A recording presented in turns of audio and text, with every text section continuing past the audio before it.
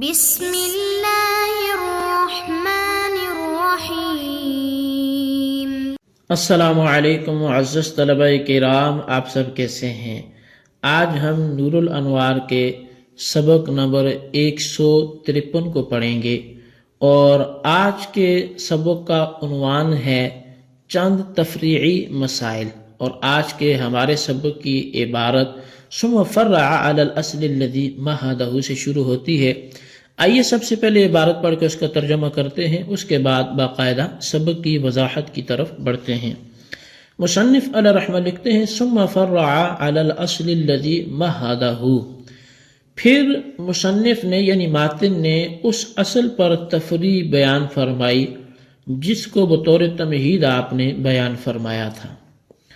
فقال ولهذا كان الربا وسائر البيوع الفاسدة وصوم يوم النحر مشروعا بأصله غير مشروع بوصفه لتعلق النهي بالوصف لا بالأصل، اور اسی وجہ سے ربا اور ساری جو بیوع فاسدہ ہیں اور یوم نحر کا روزہ یہ اپنی اصل کے اعتبار سے مشروع ہیں اور وصف کے اعتبار سے غیر مشروع ہیں، نہیں کہ وصف کے ساتھ متعلق ہونے کی وجہ سے نہ کہ اصل کے ساتھ۔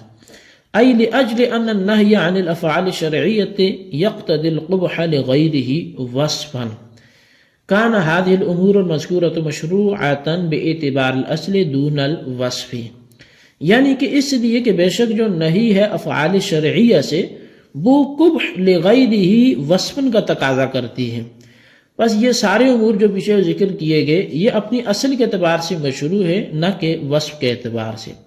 فإن الربا هو معاوضة مال بمال فيه فضل يستحق بعقد المعاوضة لأحد الجانبين، پس بے شک ربا وہ مال کو مال کے بدلے میں عوض لینا ہے جس میں احد الجانبین عقد معاوضہ کے ذریعے زیادتی کا مستحق ہوتا ہے۔ وَهَذَا مشروع باعتبار ذاته الذي هو العوضان، اور یہ اپنی ذات کے اعتبار سے مشروع ہے دو عوضوں میں۔ وَإِنَّمَا الْفَسَادُ فِيهِ لِأَجَلِ الْفَضْلِ الْمَشْرُوطِ، اور یہاں اگر فساد ہے تو وہ اس زیادتی کی وجہ سے ہے جس کو شرط قرار دیا گیا ہے۔ وَهَكَذَا حَالُ سَائِرِ الْبُيُوعِ الْفَاسِدَةِ، اور یہی حال تمام بیوع فاسدہ کا ہے۔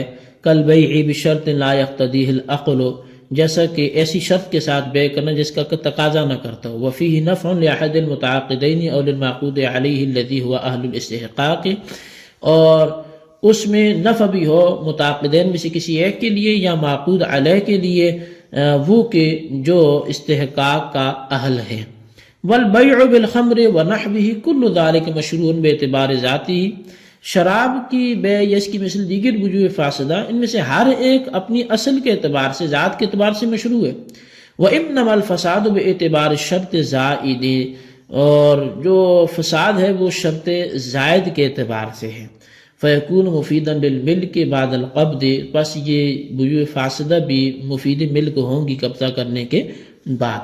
وَقَضَى صَوْمُ يَوْمِ النَّحْرِ مَشْرُوعٌ بِاعْتِبَارِ كَوْنِهِ صَوْمًا، اور ایسے ہی یوم نحر کا جو روزہ ہے وہ روزہ ہونے کے اعتبار سے مشروع ہے۔ وغیر مشروع باعتبار الوصف الذی هو الاعراض عن الضیافۃ، اور وہ غیر مشروع ہے وصف کے اعتبار سے، وہ وصف کی جو ضیافت سے اعراض کرنا ہے۔ فتعلق النہی فی کل ذلک بالوصف لا بالاصل، تو پس ان تمام صورتوں میں جو نہیں ہے وہ وصف کے ساتھ متعلق ہوگی نہ کہ اصل کے ساتھ متعلق ہوگی۔ جی طلبہ کرام، یہ ہمارے آج کے سبق کی عبارت اور اس کا ترجمہ تھا جو آپ نے سماعت کیا۔ آئیے اب اس سبق کی باقاعدہ توضیح و تشریح کی طرف بڑھتے ہیں۔ شارح رحمۃ اللہ تعالی فرماتے ہیں کہ پہلے مصنف نے جو یہ دعویٰ کیا تھا کہ افعال شرعیہ پر وارد شدہ نہیں قبح لغیرہ کا فائدہ دیتی ہے، تو اس پر مصنف نے چند تفریعی مسائل ذکر فرمائے ہیں۔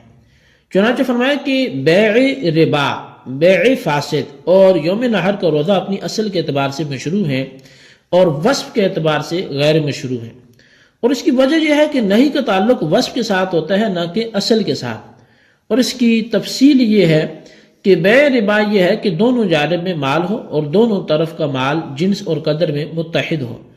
پھر عاقدین میں سے ایک کے لیے زیادتی کی شرط ہو. مثلا ایک شخص کہے کہ میں تجھ کو 100 درہم اس شرط پر فروخت کرتا ہوں کہ تو مجھ کو ان کے عوض 125 درہم ادا کرے، اور وہ شخص قبول کر لے، تو یہ بے ربا ہے.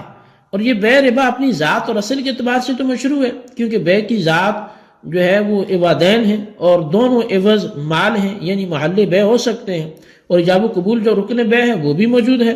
پس جب دونوں عوض محل بے بھی ہیں اور رکن بے بھی موجود ہے تو یہ بے اپنی اصل اور ذات کے اعتبار سے مشروع اور جائز ہوگی. مگر چونکہ جنس اور قدر کے متحد ہونے کی صورت میں دونوں عوض میں مساوات اور برابری شرط ہے، اور اس زیادتی کی شرط لگانے سے مساوات فوت ہو جاتی ہے، اس لیے اس مشروط زیادتی کی وجہ سے بے ربا فاسد ہوگی. اور یہ مشروط زیادتی چونکہ بے ربا میں تابع ہے اس لیے وصف کی مانند ہوگی، اور جو فساد ہے وہ وصف کے ساتھ متعلق ہوگا. بہرحال یہ ثابت ہو گیا کہ بے ربا اپنی ذات کے اعتبار سے مشروع اور وصف کے اعتبار سے غیر مشروع اور فاسد ہے.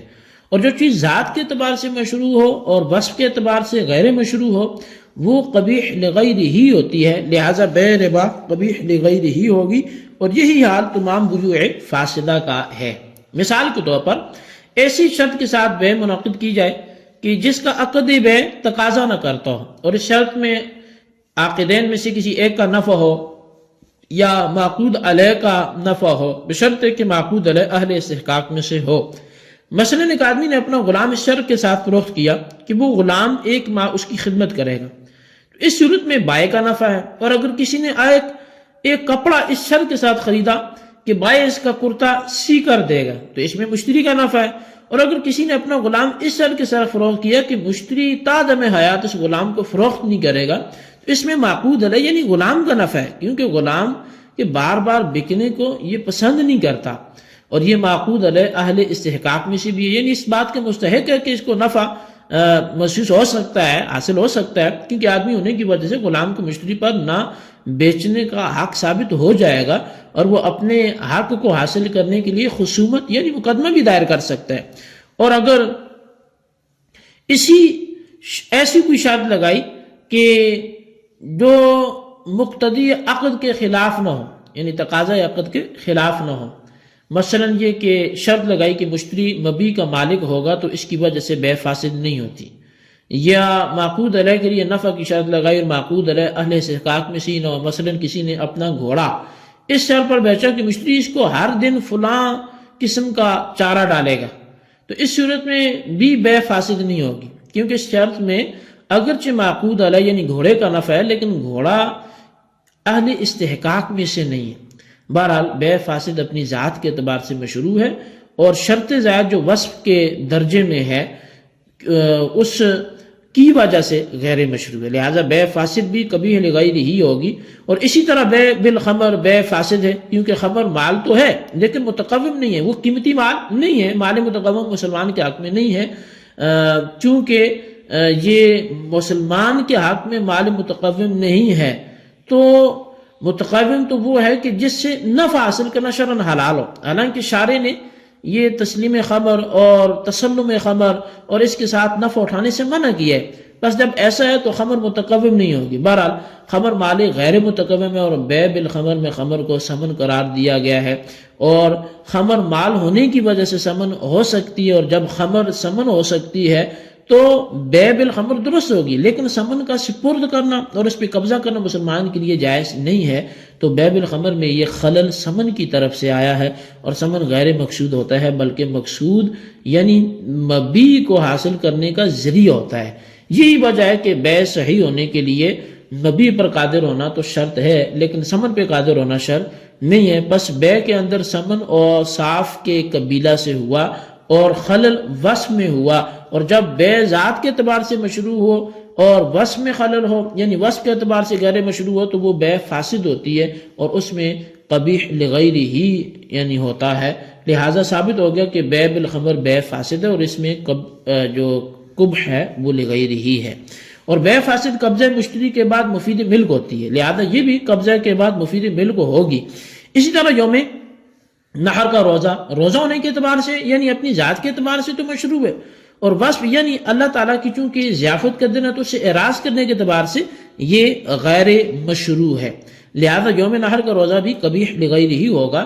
تو حاصل یہ ہوا کہ مذکورہ چیزوں میں سے ہر ایک میں نہی وصف کے ساتھ متعلق ہے، نہ کہ اصل کے ساتھ ہے، اور جہاں نہی کا تعلق وصف کے ساتھ ہو اور اصل کے ساتھ نہ ہو وہ قبیح لغیر ہی ہوتا ہے، لہذا بے ربا وغیرہ تمام چیزیں قبیح لغیر ہی ہوں گی۔ جی طلبہ کرام، یہ ہمارا آج کا سبق تھا۔ آج کے سبق کی عبارت، ترجمہ، وضاحت آپ نے سماعت کی، اس کو اچھی طرح نوٹ کریں، سمجھیں اور اس کے خلاصے کو اپنے رجسٹرز پر ضرور لکھیں، بالخصوص ان سوالات کے جوابات بھی عطا فرمائیں۔ سوال نمبر 1 یہ ہے کہ آج کا سبق تفریح ہے تو کس چیز پر ہے، اس کا تعلق ما قبل سے مربوط فرمائیں۔